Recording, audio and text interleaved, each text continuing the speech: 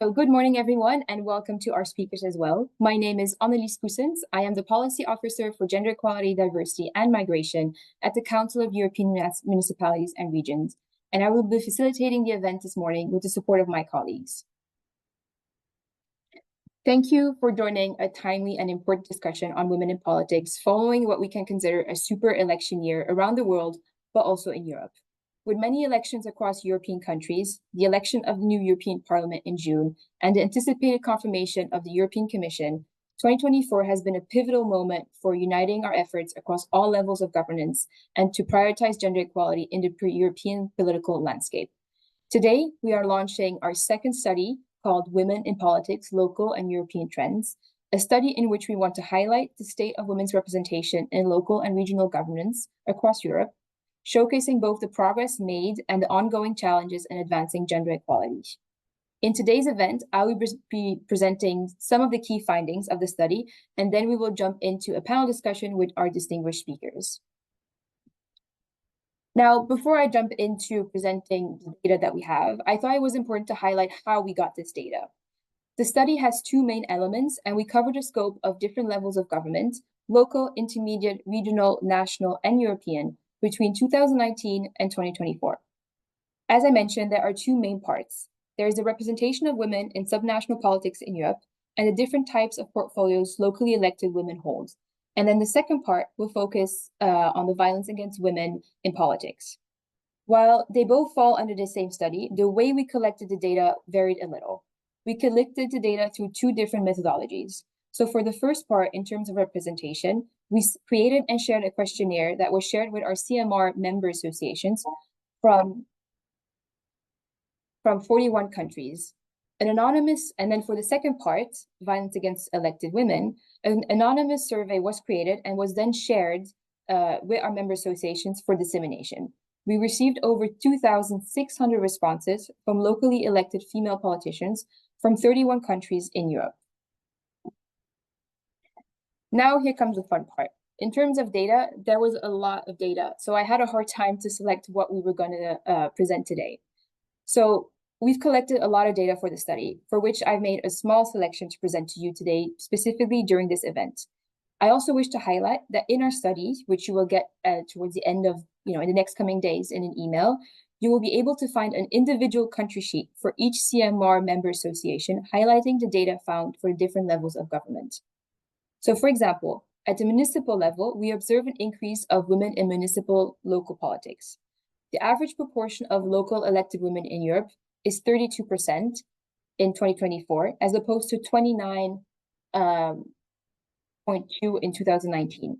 So this average almost corresponds to the proportion of women today in the national parliaments in Europe, which is 31.8%, but remains lower than the proportion of women in the European Parliament, 38.5%.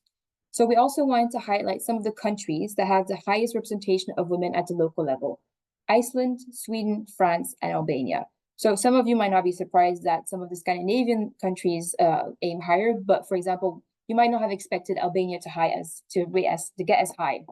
We also see an increase of female mayors, but it does remain lower than that of elected female municipal councillors. The average proportion of women mayors in Europe is 17.4% in 2024, as opposed to 15.4% in 2019. Now, most of you have probably followed the European elections, and for the first time, we have seen a decrease in the proportion of women members of parliament from 40.3%, 40.6% in 2019 to 30.5% in 2024.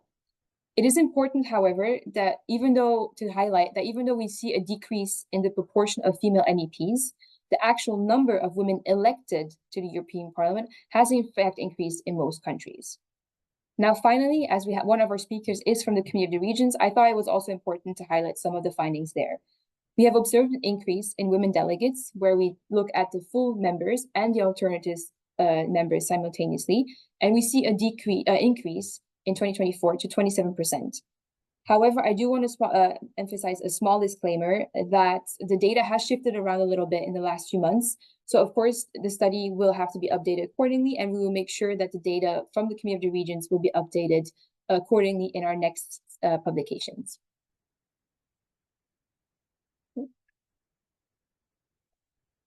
Now, I will briefly show you that in our data collection, we also wanted to see the different types of portfolios women hold at the local level.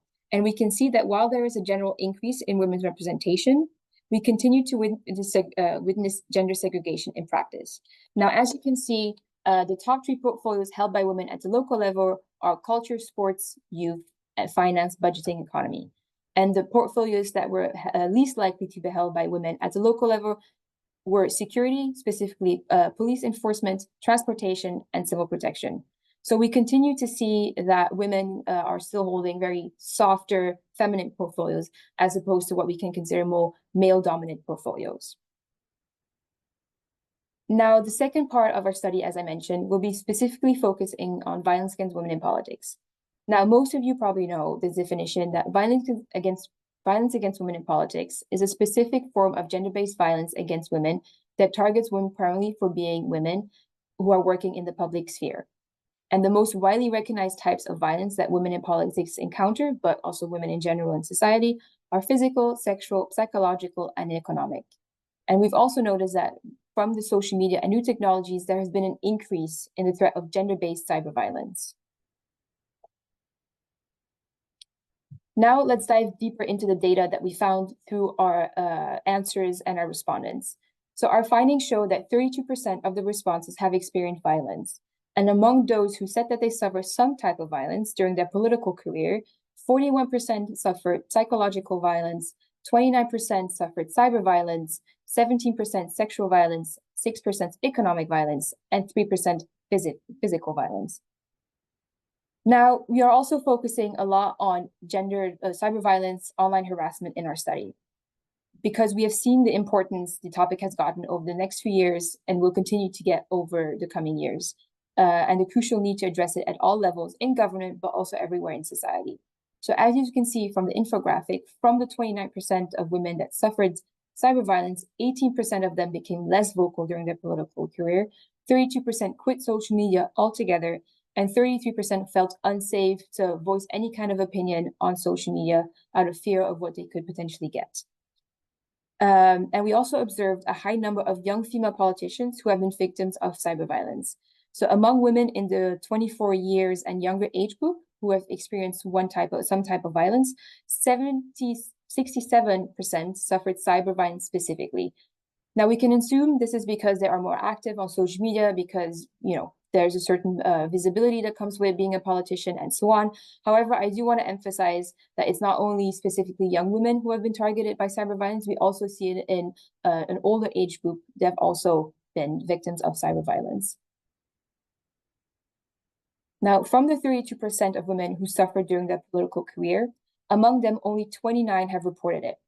And as you may know, there are probably many reasons why women decide not to file a report or to remain silent. But the respondents from our survey have highlighted that the main reasons why they did not report was due to the lack of structure within their institution that they're working in, the skepticism in general of how society looks at violence, and also the risk to their political career and the long-term effects it could potentially have. Now, of course, the violence that they experience can have negative consequences. So our respondents have said that 41% felt unsafe, 9% decided not to run for office anymore, which is becoming an increased data or fear that we're seeing in politics and to other research also at the European Parliament. 21% have become less vocal about political conflict, and 31% in each cases have said that it either impacted their personal lives or their image altogether. Now, of course, at CMR, we try to advocate to make a change in this field. So in the study, we have, of course, presented some of the key recommendations the local and regional governments call for the EU to act on. So, of course, there is a more, developing an EU regulatory framework to get more gender quotas at all levels, financial incentives, enforcement of anti-discrimination law, but also to ensure that there is funding available for female and minority candidates for campaign purposes, because studies show that a lot of women are not able to go all the way because there's already barriers from the start when they start the campaigning, and most of them are linked to financial barriers. Of course, there's also the capacity building for local and regional governments, which we hope to get EU funding for or EU support for, because a lot happens at the local and regional level in terms of training and capacity building of grassroots organizations, civil society, but also police enforcement to receive the proper training to deal with reporting when it comes to it. And of course, establishing a multi-level governance and multi-stakeholder EU platform to ensure that there's a dialogue from all the different levels, from a bottom-up approach as well as a top-down approach, to share good practices and strategies, and to develop collaborative research and studies, because the more data to get, the better we can also show the trends and see if there are any changes happening over the years. Now, as the study will show, gender representation varies widely across regions and levels of government, and addressing these gaps calls for more than just data. It requires collective action from dedicated individuals and organizations, as well as the voices of those directly impacted. By bringing forward the testimonies, stories, and lived experiences of victims and survivors, we ground the statistics in real lives, reminding us that each figure represents a person. So today I am very excited to present the speakers that embody exactly these values in their work and in their experience. So our first speaker, Ms. Angela Lowe, is Senior Advisor at Women Political Leaders, has experience working with female politicians, and will provide insights on women's leadership issues from a more global perspective. Next, Dr. Marta Mazurek will share perspectives and knowledge from a local standpoint, informed by their experience as a councillor of the city of Poznan in Poland. Then we have Dr. Robin de Vroe, that will bring valuable knowledge through their research on political representation of diverse social groups as a senior researcher and guest lecturer at the Department of Political Science at the Vrije Universiteit Brussel. Finally, Ms. Sari Rossio will share their expertise from both a European point of view as a rapporteur at the Committee of the Regions, but also as a city councillor in Finland. Thank you so much for joining us this morning, and it is great to have you. So, as we will start from a global perspective, and now I would like to bring in my dear colleague, but also dear friend Angela, to answer this first question to set the scene a little bit. So from a global perspective, what are the most significant trends you have observed in terms of women political leadership and participation? And are there any success stories that we can learn from a European continent that come from other regions in the world? Please, Angela, the floor is yours. Thank you so much, Annalise. Good morning, all. Thank you for joining us today. As introduced, my name is Angela, and I'm a Senior Advisor for Women Political Leaders. WPL is the global network of elected and appointed women parliamentarians, ministers, female heads of state of government. And through our initiatives, we demonstrate the impact that women in decision-making roles can have by providing a platform for communication, connection, and community. So we've seen through Annalise's presentation the statistics, the numbers. This is something that is replicated globally. So despite making up half of the world's population, women are still vastly underrepresented in political leadership. The current state of women's global leadership is concerning. Currently, only 24 of 193 countries have a female head of state or government. Only 15 of those countries have cabinets with at least 50% of women, and only 6 countries out of 193 have reached 50% in female representation in the national legislatures. That means in parliament, both upper and lower house. So at its core, women's political representation is a rights-based issue. Women's rights are human rights, and we know this. Research shows that when women fully participate in political leadership, the public debate and policy becomes more inclusive and better addresses the range of societal needs. A world that reflects only one gender's perspective risks instability, and we've seen the current situation of the world as it is now, while one that embraces gender balance promotes resilience and unity.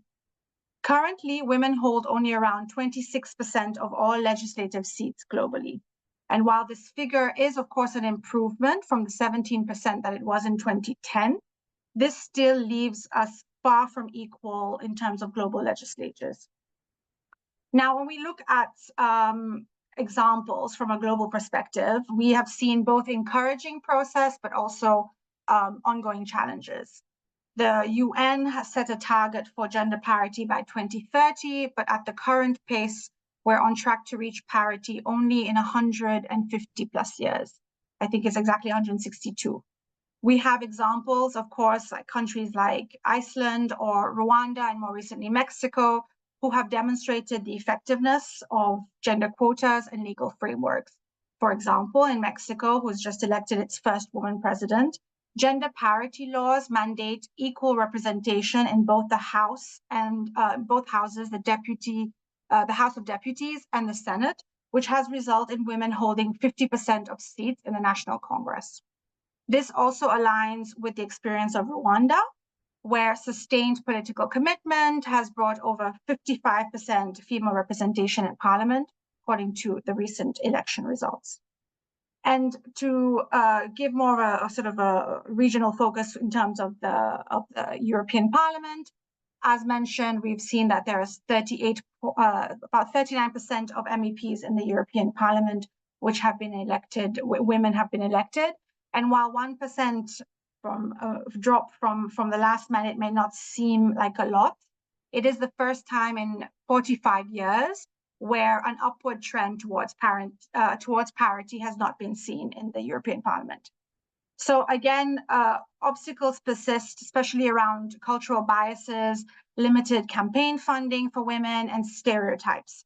Regions with support systems that not only elect but also retain and empower women leaders offer valuable models where Europe could take example from. One such is the Intergenerational Initiative, as set up in New Zealand, which in local government and civil society sectors, young women are often paired with experienced leaders who offer mentorship and guidance. And this includes access to networks, to resources, to skills, for example, helping to address barriers like campaign funding and work-life balance, which is a barrier for women entering politics. These programs also help young leaders manage the pressure of public life, from balancing personal commitments to confronting gender-based discrimination. So by adopting such practices, regions can create environments where women feel supported to engage in a dynamic political landscape. I think I'll stop there and we can go into the topic of violence, I think, in my second intervention, if that's okay, Annalise? Yes, of course. No, thank you so much for setting the scene and presenting more of, specific regions in the world, but also an international perspective, and seeing that even at the international level, there's still a lot of work that needs to be done in terms of female representation, gender quotas, and so on. But we also see that we can learn a lot from the different countries that are outside of our European Union, but Europe in general. And as you mentioned specifically, women political leaders has been very active in advocating for gender equality and gender parity in politics. Are there some effective strategies or initiatives that you have seen that have helped counter violence against women in politics? Would you like to maybe highlight some of them? Yeah, so as I was alluding to, very few countries legally prohibit women from participating in politics. There are obstacles, and one of those big obstacles is violence against women. Women face risks from daily microaggressions. We've seen this within our own community of women political leaders, psychological harassment, threats, and in extreme cases, even fatal violence. We have examples, including the tragic murders in 2016 of Jo Cox, who was a British MP, and Hafsa Mosi, who was a Burundian MP. And this violence crosses political spectrums and geographic boundaries, affecting women in politics in all regions. One of the sort of pervasive issue that we're encountering now is, of course, the cyberbullying with modern technology that has given rise to new forms of abuse. This includes deep fake attacks, manipulated audio or video content, which is intended to sort of discredit and intimidate politicians. There's been alarming data from the IPU that has revealed that 82% of women MPs have faced some form of psychological violence. And in a survey we carried out with the European Parliament with the women in the 2019-2024 mandate, 33.3% of the women who responded reported online harassment, which restricted their freedom of speech and limited their visibility. As you showed in the findings of the CEMR report, a lot of women then decided either to completely, leave politics or not be as vocal and sort of fall into the background. So we know that the psychological toll on women in politics is profound. There's already enough stress and anxiety in being a politician, and being a woman politician is just that much harder. In terms of legislative solutions for violence against women, we believe that it requires a multifaceted approach, which includes laws that specifically focus on harassment, stalking, and the proliferation of technology-facilitated violence. The EU's directive, for example, on combating violence against women mandates that states enact exacting laws to address such violences, especially in digital spaces, criminalizing online harassment, stalking, and doxing, which are all very important, and sort of build on initiatives like some member countries like France has on cyberbullying law, which holds digital harassers accountable. There are also international conventions like the Istanbul Convention and, of course, CEDAW, which is the Convention on the Elimination of All Forms of Discrimination Against Women, which provides exacting protections, although some countries, including the USA, have yet to ratify CEDAW. In terms of also what we've seen is the mental support for women in politics, so access to mental health resources is crucial to help women manage the psychological impact of political violence and harassment. These resources support women in sort of navigating the emotional toll of targeted attacks, but also helping them to strengthen their resilience in public life. There are also examples of zero tolerance policies that certain partner countries have put into place. So, for example, in Australia, in 2021, there was a parliamentary reform following harassment incidents that had been reported. The government introduced reforms, including a reporting system, specific harassment training, and mental resources for politicians and their staffers. In Canada as well, the political commitment from parties, where we've seen several political parties, including the NDP and the Liberal Party, that have adopted zero tolerance harassment policies with clear reporting mechanisms. And there's also the example of Norway, which uses AI to combat online violence. So it uses it to monitor and to flag any abusive content or targeting of female politicians. And there's a close collaboration with law enforcement for legal action. And I would also mention that another important part of addressing violence against women in politics is about the data. So the collection of data is vital if we are to understand and respond to violence against women in politics, including current trends, and also in terms of highlighting harassment and threats. Another important aspect which we at WPL are looking at is also how do we bring in big tech and private sector and help sort of them be more engaged, because they have to have some sort of accountability. So in terms of enhanced moderation and reporting systems, digital resilience trainings with tech companies like Google and Microsoft that WPL are currently providing, which provides our community with training on privacy and digital safety and skills on how to report or combat any online violence that they're having. We're also working them in terms of advocating that they put more investment into research and innovation, but also in terms of being more transparent in their algorithmic decisions. So pushing platforms to publish transparency reports on flagged content, sort of to increase the accountability and reduce the spread of harmful narratives. So really the path towards a safer environment requires a collaborative effort from the government, political institutions, and the private sector. And that's where we sort of come in to play that role to make sure that everybody's working together and not just in silos to really effectively combat this issue.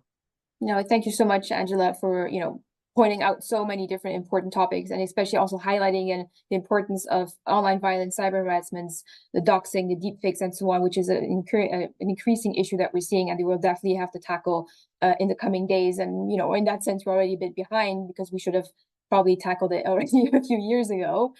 seeing how fast it's evolving and how fast it's changing. And then I think this is a great segue to go to then the more local perspective, to see everything that you've mentioned, to see, is it feasible to be implemented all of this at the more local level? Because as you said, there's the high-tech industries that are going to be involved, and the private sector and so on, and to ensure this communication that is linear between all levels. I would love to hear from Dr. Marta Mazurek. As a counselor in Poznań, which is in Poland, what have been some of the key challenges and opportunities that you've encountered in increasing women's representation in the local level? And then as well, we will dive more into the violence aspect, but just in general, how do we get more women at the local level? Thank you very much. If you don't mind, I will switch on my presentation, because I want to spice a little bit the my intervention here. Thank you. Thank you. I hope everybody can see the presentation. I'm really honored and grateful to be invited to this wonderful panel. And I also can hear from what Angela Lowe said, that a lot of it resonates also in my intervention. So I have a privilege of serving as a councillor for the city of Poznań for a second term now. And it so happens that during both of my terms, I sit among an unprecedented number of women in the city council. So we make up as much as 41% of the total. When I proudly emphasize that my city has a very high representation of women in the local government, I should also mention it is despite the well-known mechanisms that exclude women. The first mechanism I would call systemic and institutional, and it is connected with the party system. The most effective structures through which you become politically engaged and get elected are political parties. And so their practices do affect women's political participation. In the local election, it is local party leaders who nominate candidates, and they decide who gets which position on the list. And they frequently offer women lower positions further down the list. So despite quotas, we deal with the old obstacle here. Women's entry is blocked by decision-making gatekeepers. The second obstacle I would call social and cultural. Women still do not have access to the same pathways towards political leadership as male politicians do. Women still lack the tradition of being in decision-making caucuses, and they still do not have too many female models, role models in top political positions. This lack, or these lacks, seem to also translate negatively into voters' decision. So still more often will vote for a male leader than a female one. But luckily, the second obstacle can be overcome, and we do quite a lot to make it happen. I'll show on a slide a few initiatives like in Poznań. The two latest local election campaigns in which I ran were seriously marked by a strong representation of women in the narrative. The first was in 2018, which coincided with the 100th anniversary of women's vote in Poland. So it was a breakthrough moment. As a city, we built awareness on the role of women in local history. I personally launched a debate on the absence of women in public spaces, and it resulted in 2018 all new streets in Poznań being named to honor women, and there were 26 of them. This decision not only changed the map of the city, but also sparked public discussion on women's absence from historical narrative and women's role. As a municipality, we finance training courses for women who decide to run in local elections. And yes, we do it just for women. They are about leadership, confidence building, how to run a campaign, for example. Also, psychological support is given and advice. On a regular basis, we've been funding municipal programs to empower women and girls to engage in local community activities. We also finance girl empowerment programs in schools, and I believe in this respect, we are also leaders in Poland. The municipality strongly supports NGOs, grassroots system, who concentrate on supporting women. And now we have a whole network of strong organizations who also serve as advisory bodies. The annual social campaign Poznanianki, you can see it's like Women of Poznan. It's been running since 2018, and it also promotes local women and their activities and helps recognize the vital role of women in the creation of the city. And last but not least, I must say, with the European Charter for Equality of Women and Men in Local Life and this recently adopted Equality Action Plan, we make sure that the existing programs, which are good, and many new ones, which we will witness, will be financed in the years to come. And of course, it's an important top-down signal that we care. So that's like summarizing what we can do and opportunities that we use on the local level to support women's participation in public life. Thank you so much, Martha. It seems that Poland is definitely also a great example that we can take from and use as good practices in other regions in Europe. And then you've mentioned the action plan and the European Charter for Equality. And knowing this, there's also usually a section that focuses a little bit on cyber violence, violence against women in politics. And I'm curious to know what is in that action plan of how do you address the issue of violence, particularly online harassment against women in politics, and also how do you combine that, it's empowering the younger generation of women who want to enter politics? It is a very relevant question to be addressed in the context also of today's event, which I already mentioned is very timely, so congratulations. I will show a recently published report, Cyber Violence Against Women in Poland, which is former member of European Parliament Sylwia Spórek's attempt to put into spotlight this new face of an old problem. And of course, the survey shows coinciding results with the report that we're going to see today. The majority of Polish female internet users, just over 2/3, have encountered cyber violence, 40% sort of aimed at them. Also, very disconcerting is the fact that the percentage of those who have directly experienced cyber harassment is higher among younger women. So younger women 18 to 29.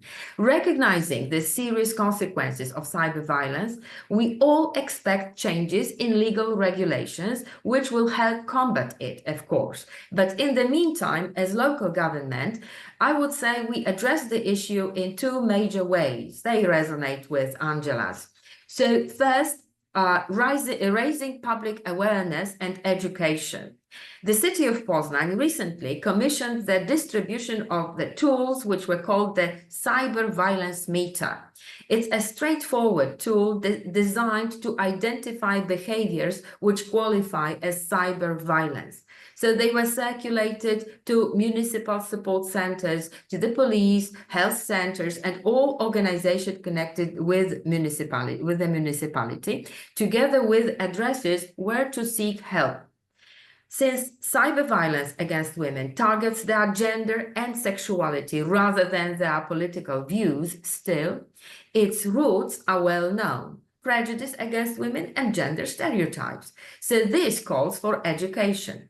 Each year, over 70 schools in Poznań apply for funds and participate in the anti-discrimination educational program, which has been systematically implemented for the past 6 years now. And this is also a unique program nationwide. Also, education how to be safe on the internet is implemented. The second way I would call supporting those who support. So financing specialized organizations, financing legal aid providers, and psychological support providers who help those who experience cyber violence. This happens through very wide and tight cooperation with the network of NGOs who already have expertise. And I have a strong belief that both reports, of course, the one who's launching, we're celebrating today, will become a springboard for new solutions and actions which the Commission of Human Rights and Equal Treatment at the Association of Polish Cities will soon discuss and propose to local governments. Thank you. Thank you so much, Martha, for the presentation and the very concrete points of what Poland is doing in terms of getting more women into politics, but also what you're doing to encourage future generations of entering politics. And I really like the point where you said about raising public awareness, educating people. And I think this is a perfect segue to get into our next speaker, which is Dr. Robin de Vroe, who will be presenting more of an academic insight to also see how we can educate through research and so on, and to see if there, Dr. Robin de Vroe, are there currently any issues that are particularly a specific focus in academic in the field of gender-based violence? And how is this being addressed in terms of how can the data and the research done then affect policies as well? Yeah, well, thank you very much, first of all, for this very nice panel and for the invitation. It's a pleasure to be here. And I can indeed confirm that academic research in the broader fields of gender and politics has increasingly focused on the issue of gender-based violence and also sexism in recent years, and particularly as they also manifest within a political context. And so this stream of research basically spans various countries and different cultural settings. And within a European context, I think most recently there has been research done in the context of Belgium, but also the Netherlands and Sweden. And basically all these different projects and all these different studies, they basically point to the same kind of recurring pattern. So they consistently identify gender-based violence and sexism as very important and very critical issues that female politicians encounter, and especially on the context of social media platforms. And then research furthermore also highlights that specific subgroups of women, certain types of women, such as young female politicians, but also those with an ethnic minority background and those who are in very prominent and highly visible positions, or disproportionately affected by these issues. And so this, I think, also underscores the importance of adopting an intersectional approach in our studies, and also in the answers that we then try to come up with to understand and to tackle these challenges.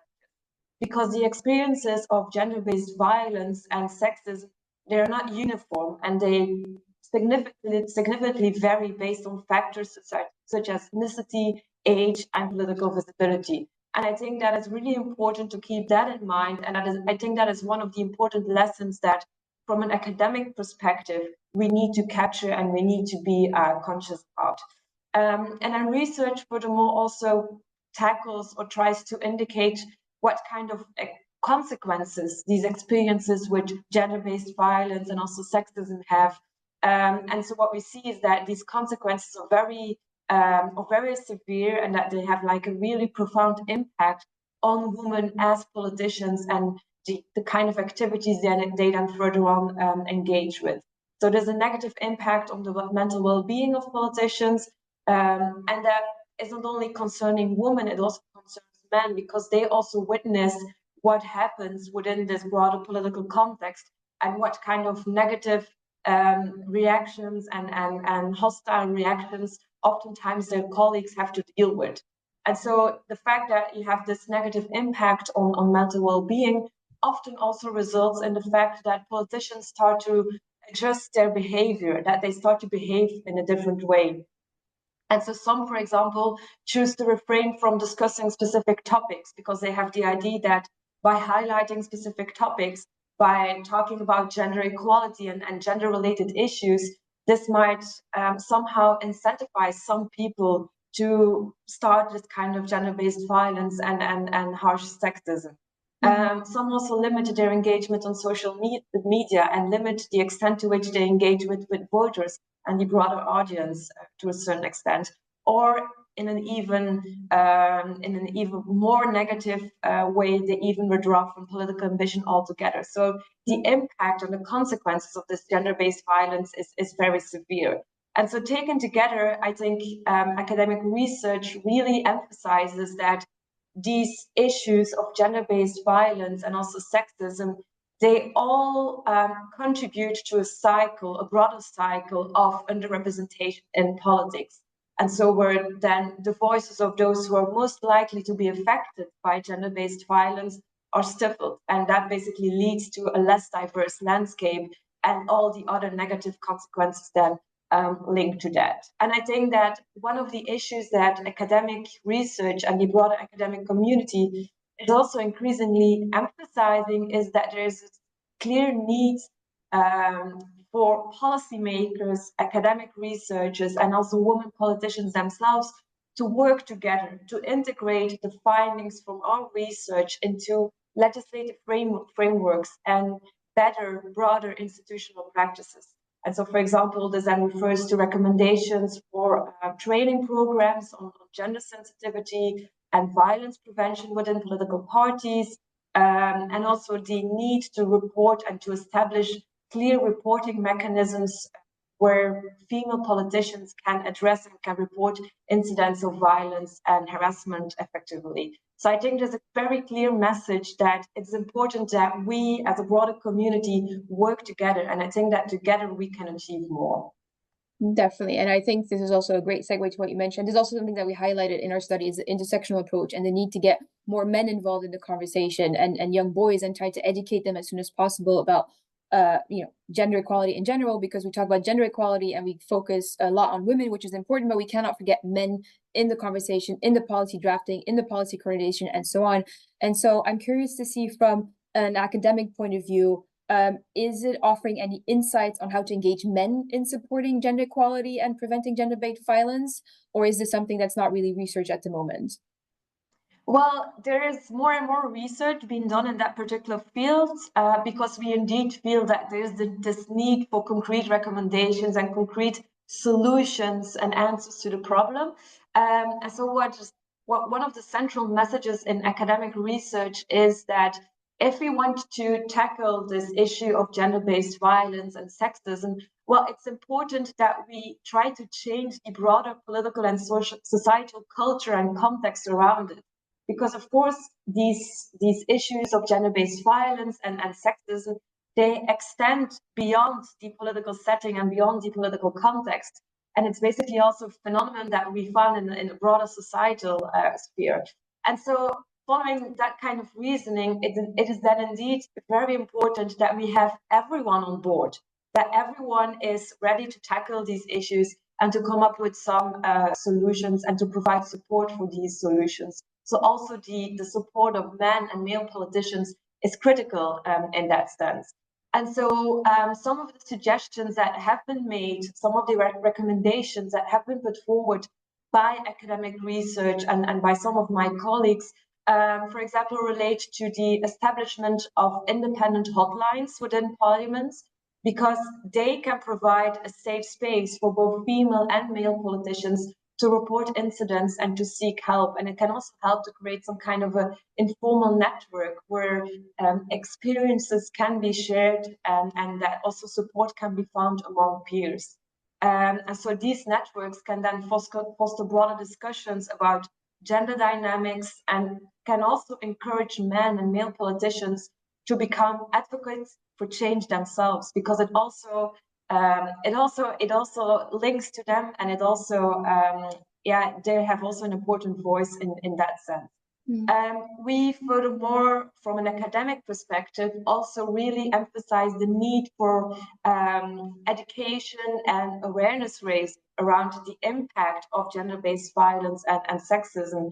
And there we see that, for example, workshops and training programs that emphasize the kind of negative consequences this has, and the fact that we as a group, men and women together, should tackle this issue are very important. And so this could, for example, take place within political parties, within local sections of political parties, where all members, both male and female, come together to become aware of the broader problem and to discuss potential solutions, how this can be tackled.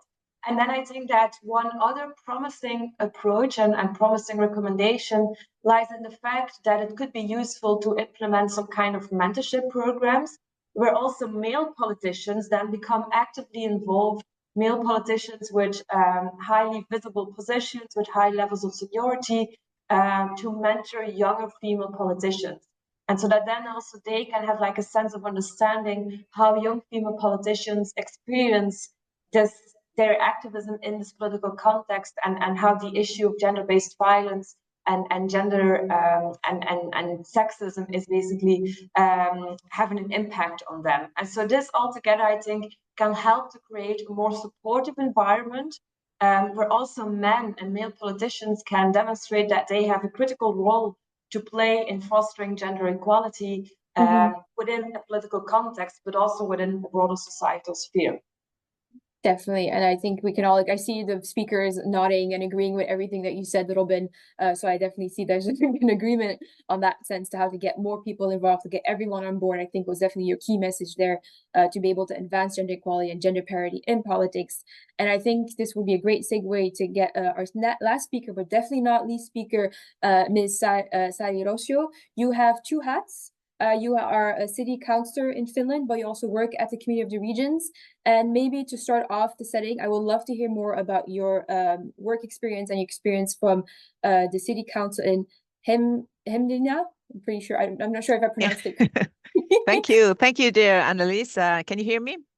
Yes. Yeah. Okay, great. So it's so great to be here in this great panel, which is perfect, which would be perfect if we would have one man involved. Because I really loved what Robin was just saying about the importance that if and when we want to go on with the gender equality, we need all genders involved. But I'm happy I've heard so many things, and I've been just knocking around here all the time. But coming from Finland with and the city of Hämeenlinna, for the first, we also, as Poznan, we have also signed the European Charter for Equality, and now we're going to re-sign it again, the new version. And I really recommend this to all regions and cities, because this charter has helped us to mainstream the gender equality throughout the cities and all activities in the city. Not only the political part, but everything. And I think that is also very crucial. And I want to start, I want to say that I was the first ever female chair in the city council in 2013. We are an old historical city, and in our city hall, there are a lot of pictures of men who have been chairing the house. But so I'm very proud that I could be the first one. And in the city council, we are approximately 50-50%, both men and female, and that comes that we are, in a way, all equal in the position in our city. And I want to tell you a few examples what we are doing in Hämeenlinna. We are very committed in promoting equality and community-based. On all this is based in our city strategy, so it's mainstream throughout.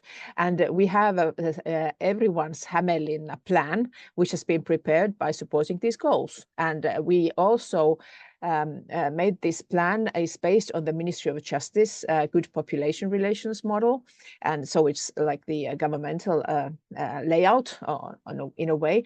But the very important thing that we had all the Hämeenlinna residents who were asked about the experience on equality. Actually, it was made last winter, and we used a large survey. Over 1,000 inhabitants took part of this survey, and also we collected the middle school students and their unions. They were involved in this. For us, it's very important to get the young people involved, since we are also the child-friendly city, and this is gender equality is also throughout this system.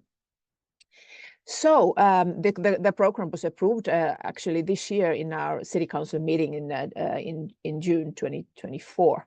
And the goal is to still increase the awareness, and I think that's something we ought to do. We should never stop talking about equality. And as we can see what's happening around Europe, that this is something we have to make a noise out of it, and to tell about the positive impacts that gender equality has. Europe needs everyone, both men and women, and that's something we have to, and also the diversity of people. Otherwise, I think it's definitely to understand that it's good for everyone.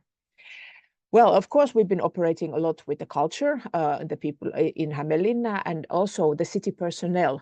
this is something very important to get the equality in that work as well. And we have also been investing in creating safe spaces and events that are specific for different people in different ages and backgrounds. And for example, so of course, obviously, our libraries, cultural centers, and parks are designed to attract all kinds of people, and that is something we really pay attention on. And we are also committed to promote the principles of safer space. And that is, I think, what is very important, what Robin was just mentioning, that it should not only be done by the ones who are normally threatened but it should be done by the strong ones in the society, and that's what we are working on. Obviously, we are monitoring all the time the process of equality and also the equality in work, and that is very important to make it visible what is actually happening. And I mentioned already these child-friendly municipality activities, which I really recommend also to all cities to look after and to see how it's happening already from the kindergarten and so on. So I think it's really important. And the last thing I want to raise up is the strong legislation we are having in Finland. We've had strong quotas already for decades, and they work both ways for all genders. And I really recommend everyone, not to be afraid of quotas, but to see the use of it. So yeah, that's what I just quite shortly what's happening in Hämeenlinna. Yeah. Oh, thank you so much for raising the good practices that you have in Finland, and we can also definitely learn a lot from Finland in that sense to get them into other regions in Europe and across the world. And then you've mentioned a lot of good practices and strong legislations in Finland, and I'm curious to know that with your experience and working in the Committee of the Regions, are there any ongoing work that you're currently doing to advance women representation and also to tackle gender-based violence in politics? Do you still see certain gaps on the more European level that you don't see, for example, in Finland? Well, yeah, thank you, Annelies. First of all, thank you for raising the Committee of the Regions already in the beginning because from that we can already see that we are not ready, we are not close to that, and we definitely have to work on it. But on the other hand, there are some good things are happening at the moment, and I'm very proud of that. And we are really committed in the Committee of the Regions to work together with other European institutions in order to get the European gender equality strategy on. And also, when the next strategy is going to be built, we want to be involved in that definitely.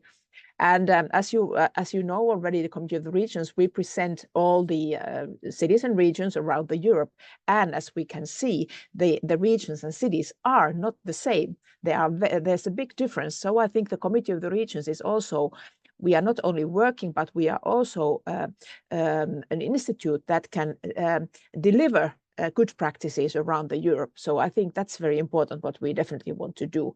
And in our policy work, we do have some excellent examples of gender mainstreaming as on the gendered impacts on the Green Deal. And that's something I really believe that we have to go on further. And at present, our policy officers are offered dedicated training in gender mainstreaming in policymaking. And we still need the awareness raising, as I said already while talking about Hämeenlinna. Our SEDEC Commission, Pauliina, I think she's online today from SEDEC Commission, and they do cover really well the equality, diversity, and inclusion policies, and also they also lead the work in stopping gender-based violence. But this is an issue, as was mentioned already before, that the local and interregional level are really in the strong position in this. And of course, we need the whole society and all the local people involved in this, not just on the political level, but we need actions in all levels. And as regards when we talk about tackling gender-based violence in politics, which unfortunately there are too many of our members already have experienced this, we've had debates and hosted events in this issue and topic. And also I want to underline once more the awareness raising. As you probably know, Finland is not safe country for women, even though we are doing very well in many ways, but still we have the problem of gender-based violence, and definitely this is something I want to work on more on the future. And also our human resources policy that includes equality and diversity strategy.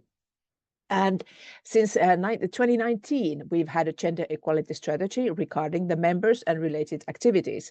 And last year, 23, we made a dedicated action plan. And I was appointed as a rapporteur to report what's happening in this issue. So I'm very involved in this issue, and I'm very proud that also it proves that on an institutional level, our Committee of the Region wants to be better in this, and I'm really proud of that. And we've had in our thematic commissions, we have 6 all together, and 3 of them have female chairs. So that's a good start, so to say, and they are really all working really well. And we have launched also campaigns targeting to the Council and the member states who actually nominate the members to our committee. So we have to work and raise awareness to different levels, and that is very important. Nowadays, we have the 2 national delegations, France and the Netherlands. They have a majority of female full members, and Finland, which I'm obviously very proud of, Finland, Sweden, and Cyprus, we are perfectly gender balanced. But still, we have 6 delegations who don't have any female full members at the moment, and that's what we all have to work on still. The last thing I want to say is that what I'm proud of, and also on the institutional level, is that we've managed this year to make the revision over our rules of procedure, which are also now promoting better gender balance. So that's a good thing. And of course, obviously, we can't do all by ourselves, but we are very happy that we can do this interinstitutional cooperation. And that's why I'm also very happy about the invitation to this meeting, because I think we can work and manage this only by together.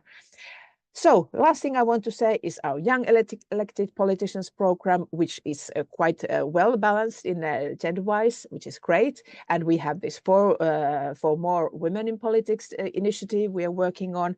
And now on the 25th of November, the bridge that is going over the Rue Belliard, it's going to be orange, and we are going to be involved also in this common activities. And definitely the last thing I want to say, that it's essential to better represent the European Union's population and its concerns, especially at this time when women's rights are increasingly challenged. And also, too bad to say, but also in some European Union member states. So as a mother of 4, 3 girls and 1 son, I think all genders, all girls and boys should be interested in working on the gender balance. Thank you. Thank you so much, Ms. Sari Roscio. And I think as you've seen from the speakers as well, they've nodded their heads agreeing with a lot of the points that you mentioned. And I see that a lot of people echoed as well with the conversation today. I see that Angela was very active in the chat as well, taking time to answer some of the questions. Thank you so much, Angela. Seeing that I don't see any further questions in the chat, and we are slowly coming to an end of the event, and I do want to respect the time of the speakers that they've allocated for us this morning, I would just like to give the floor to each speaker to see one key recommendation that you think you could see for the coming years, or if there's any kind of a hopeful message that you would like to conclude today's session on. And I will go in the reverse order. So Ms. Sari Roscio, you have the floor. Yeah, first I want to say thank you, and let's say thank you to other women daily. Let's cheer others up, because I think that's really important. Thank you so much. Thank you so much, and that's a definitely hopeful and positive message. Robina. Yeah, thank you also very much for this very interesting and inspiring panel. And I think I can end with a hopeful message that I think this panel exemplifies, that there's so much attention for this issue of gender-based violence and women's position in politics, and that I think we should continue on this path, and then together I think we can really change how systemic biases and institutional biases currently undermine women's position in politics. So I'm very eager to work on that path together with all of you, basically. Thank you so much, Robin. Marta, a hopeful message or recommendation? Thank you. My experience is like this. I entered local politics as a declared feminist, and it was in 2016. It was in the dark times from feminist point of view for women in the country. The government was conservative and rightist.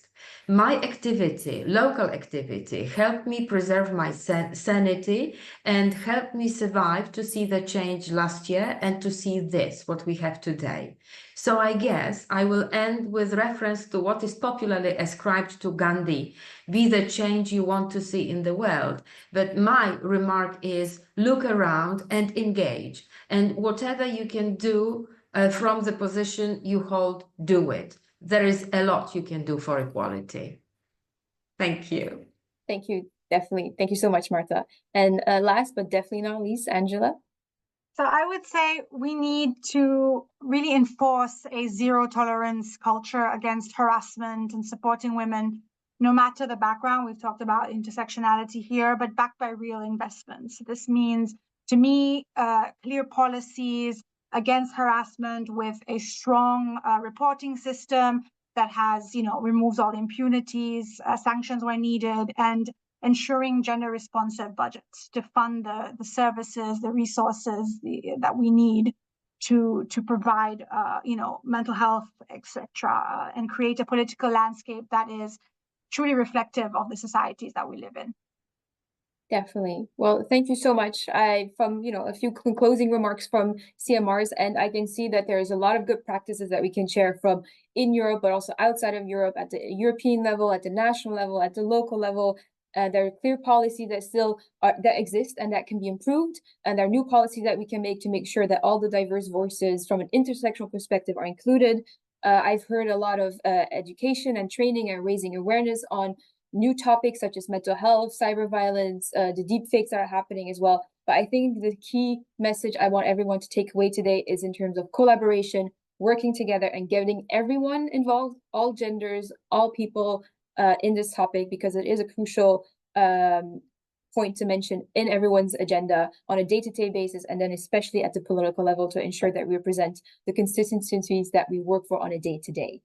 So I would like to thank the speakers for joining us today for this very timely event. Thank you all the participants for your engagements in the chat.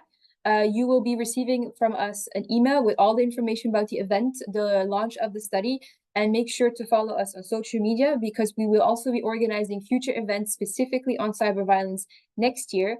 And then we also hope to see many of you also engaging with next year's commission, the Commission on the Status of Women, which will be taking care of New York, which we will be celebrating the 30 years of the Beijing platform, which is an important year for women and gender equality and the headway that we've made in the last 30 years.